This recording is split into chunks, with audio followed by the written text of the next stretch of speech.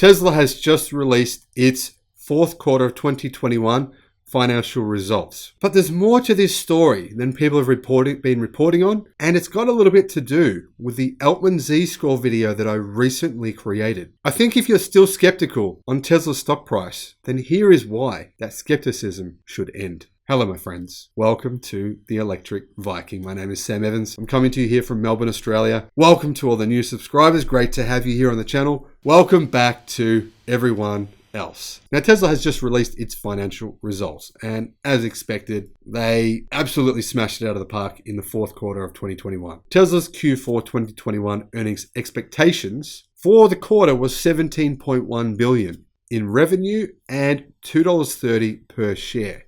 That would represent a massive quarter-over-quarter and year-over-year increase in expectations for the company, mainly due to the fact that Tesla confirmed record deliveries of over 300,000 vehicles during that quarter. But the crazy thing is that in spite of the fact that this would have been an incredible result if they had hit consensus, they actually significantly outdid consensus. So what actually were Tesla's Q4 2021 earnings results?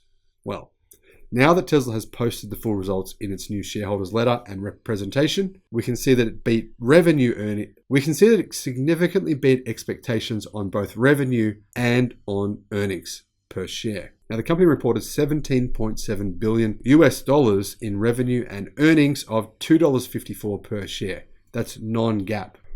Tesla generated over $2 billion in profits during the quarter for a total of $5.5 billion of profit in 2021. Despite significant investments into future production. Now, I'm going to point out something you should be listening to because the naysayers have been telling you this story for years. The naysayers have been saying that Tesla cannot make a profit without getting credits, regulatory credits from other automakers. Or not getting credits, but getting paid for those credits from other automakers. Guess what? Tesla actually did get some payments from other companies this year as a result of the sale of their tax credits.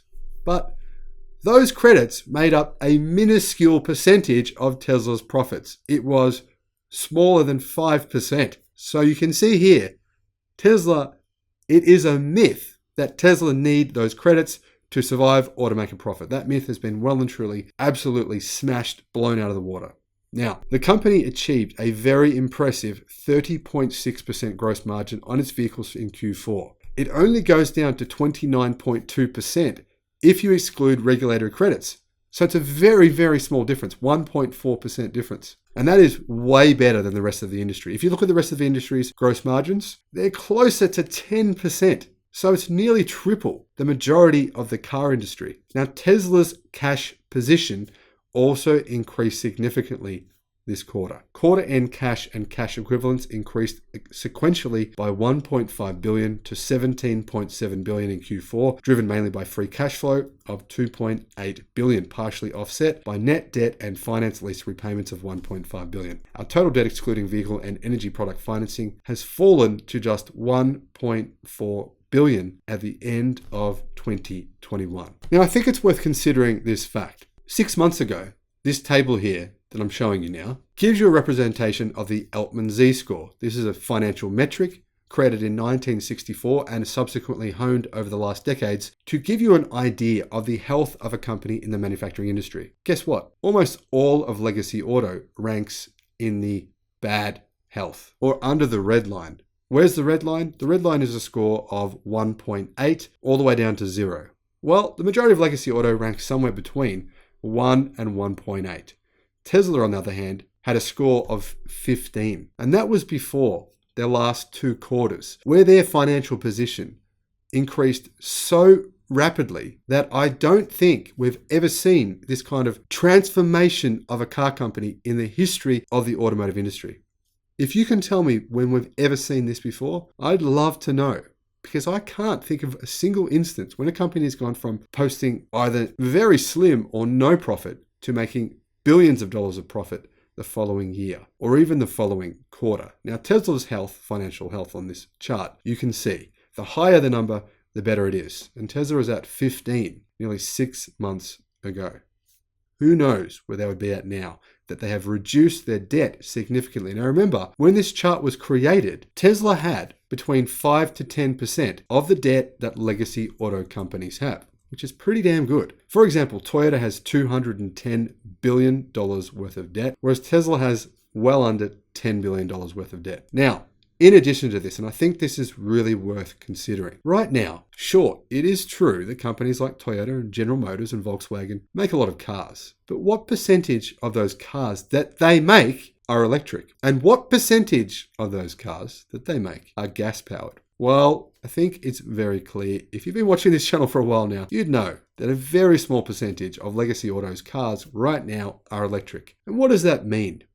That means that the majority of the assets on the books of Legacy Auto are probably going to see astronomical, and I mean astronomical write-downs in their value over the next 10 years. You cannot argue against that, seeing as Legacy Auto are not arguing that fact themselves. Legacy Auto are very well aware that their current ICE vehicle production lines are not capable of producing electric cars. The robots that are needed, the factory setups that are needed, are not capable of producing electric cars. Legacy Auto will have to write off billions of dollars of losses once they start to transform their production to electric vehicles. One of the few companies that doesn't need to do that is NIO. No, I'm joking. Of course, NIO doesn't. Neither does Xpeng. One of the few companies that doesn't need to do that is on a Legacy Auto scale now, is Tesla. Not only does Tesla now have a very small amount of debt and a very strong cash position, they also have the ability to raise more debt, to get more funding.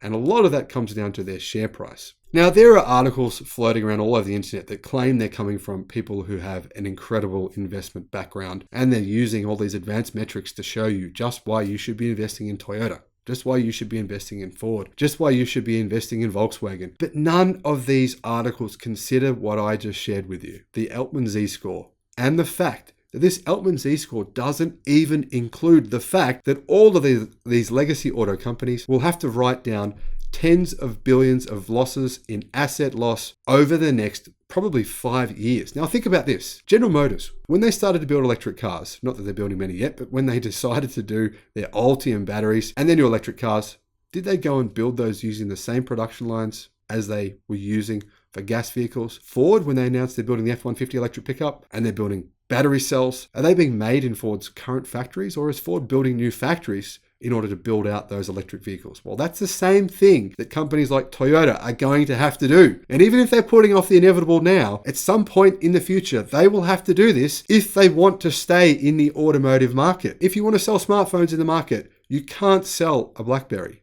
That is simply a fact. Now, if you knew that a business was going to grow 50% in a single year and continue to do that year after year after year, you would think that investing in that business would be a good idea. Or at least I would anyway. Now, to put this in another way, if every dollar you invested returned you $1.25, how many dollars would you invest? Guess what? It's time to get back in. If you're scared, don't be. It's worth investing in Tesla. Ignore the naysayers. Now is the time. Thanks for watching the video, my friends. I look forward to seeing you again on the next one. Bye-bye.